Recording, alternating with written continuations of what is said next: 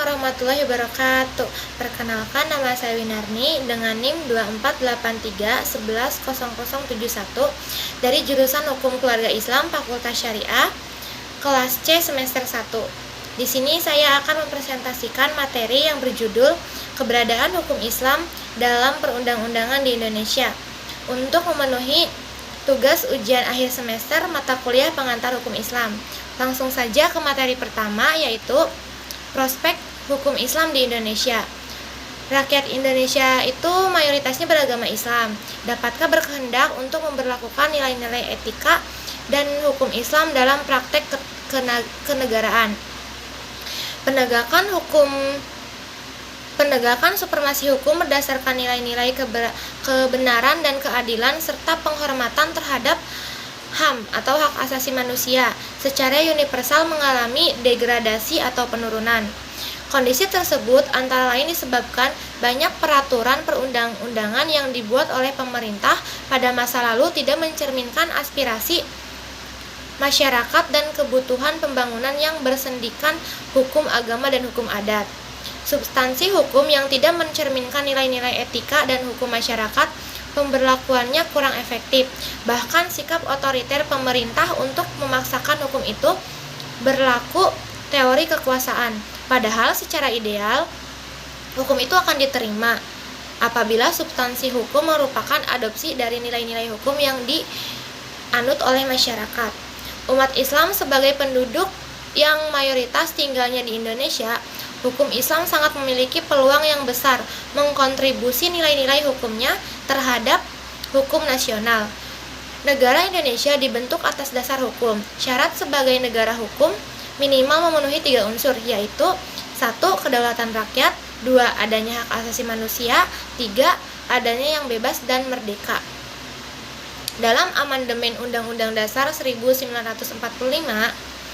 tahap ketiga disebutkan bahwa sebagai negara demokrasi, Indonesia menjunjung kedaulatan rakyat sebagaimana disebutkan dalam pasal 1 ayat 2 yang berbunyi, kedaulatan ada di tangan rakyat dan dilaksanakan menurut Undang-Undang Dasar. Sedangkan pernyataan sebagai negara hukum disebutkan dalam pasal 1 ayat 3 yang berbunyi, negara Indonesia adalah negara hukum. Konsep dasar ini berbeda dengan teori kontrak sosial dan Rousseau tentang kedaulatan rakyat, di mana hukum berdasarkan kedaulatan rakyat itu sendiri. Kedaulatan rakyat dalam konteks negara Indonesia adalah kedaulatan rakyat yang dijiwai dan diliputi oleh ketuhanan yang Maha Esa dan sila-sila dari Pancasila. Sekarang materi yang kedua, yaitu gagasan hukum Islam negara Indonesia. Gagasan transformasi hukum Islam dalam negara Indonesia dapat dilihat dari segi ilmu negara. Dijelaskan bahwa bagi negara yang menganut teori kedaulatan rakyat, maka rakyatlah yang menjadi kebijakan politik tertinggi. Undang-undang dapat dinyatakan sebagai peraturan perundang-undangan yang tertinggi. Di dalamnya telah dicantumkan adanya sanksi dan mengikat masyarakat secara umum. Dalam ketatanegaraan Indonesia, kehendak rakyat secara umum terdapat pada lembaga tinggi negara, yaitu MPR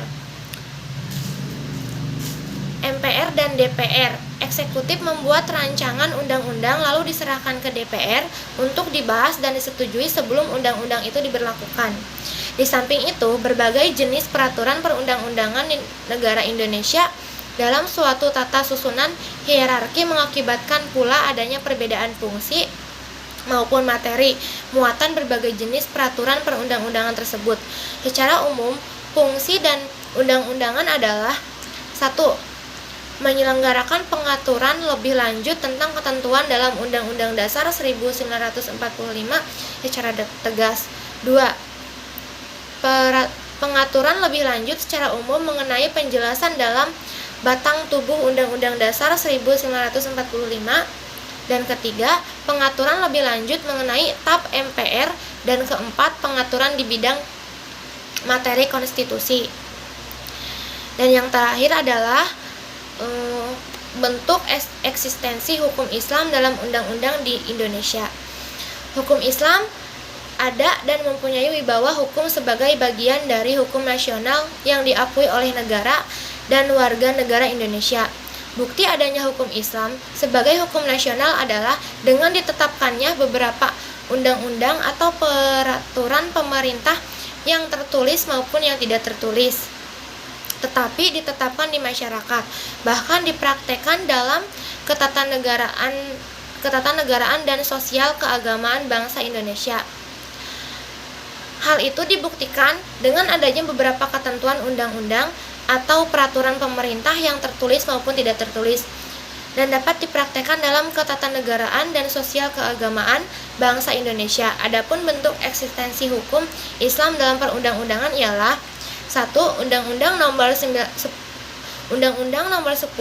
Tahun 1998 tentang perubahan atas Undang-Undang Nomor 7 Tahun 1992 tentang perbankan. 2. Undang-Undang Nomor 23 Tahun 1999 tentang Bank Indonesia dan Bank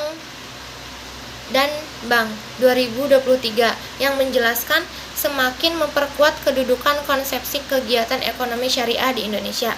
Ketiga, Undang-Undang Nomor 1 Tahun 1974 tentang perkawinan yang diperbaharui melalui Undang-Undang Republik Indonesia Nomor 16 Tahun 2019 tentang perubahan asas Undang-Undang Nomor 1 Tahun 1974 tentang perkawinan.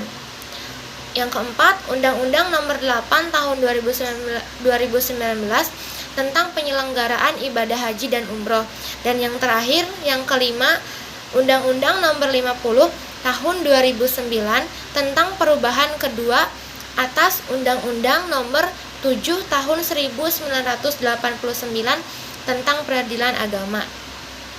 Salah satu fungsi hukum Islam adalah sebagai nilai-nilai normatif yang dapat memberikan legitimasi terhadap perubahan-perubahan yang dikehendaki dalam penyelarasan antara ajaran Islam dan dinamika sosial. Dengan demikianlah, hukum Islam berfungsi ganda sebagai hukum. Ia berusaha mengatur tingkah laku manusia atau umat Islam sesuai dengan citra Islam, dan sebagai norma ia memberikan legitimasi ataupun larangan-larangan tertentu dalam konteks spiritual. Dengan demikian, berlakunya hukum Islam memiliki landasan konstitusional sekaligus landasan yuridis. Seiring dengan perkembangan secara pesat melalui jalur kultural, contohnya dalam praktik penyelesaian perkara perdata, kendati memperlakukan hukum Islam jika pihak terkait beragama Islam dan sepakat menggunakan syariat-syariat Islam sebagai landasan material hakim dalam memeriksa, mengadili, dan memutuskan. Pengadilan agama tetap berpedoman pada hukum secara perdata. Hal ini memberi bukti kepada masyarakat bahwa negara tidak menyampingkan peranan syariat-syariat Islam dalam peradilan dan proses penetapan produk hukum nasional, terlebih adanya pandangan bahwa antara sistem hukum nasional dan aspirasi mayoritas rakyat atau sistem hukum Islam pun harus terjalin korelasi yang saling berkaitan, baik asas-asas maupun kaidah hukum Islam, sebab hukum tidak terlepas dengan kondisi objektif masyarakat. Lalu ada materi tambahan, yaitu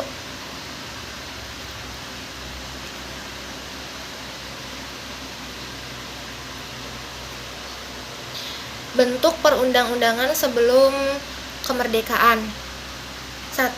Pasal 134 ayat 2 yang dinyatakan bahwa dalam hal terjadi perkara perdata antara sesama orang Islam, maka akan diselesaikan oleh hakim agama Islam.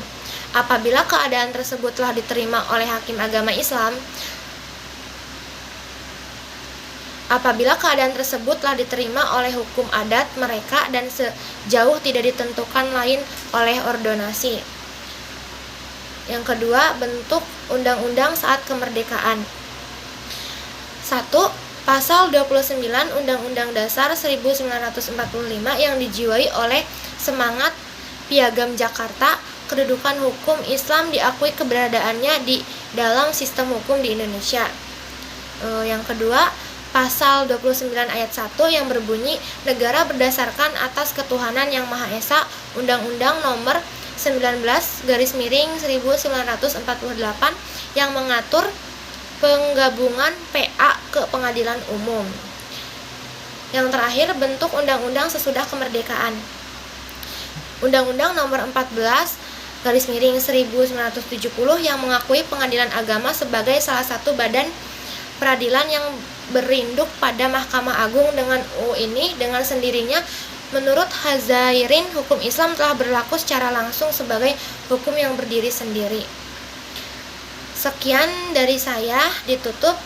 Wassalamualaikum warahmatullahi wabarakatuh.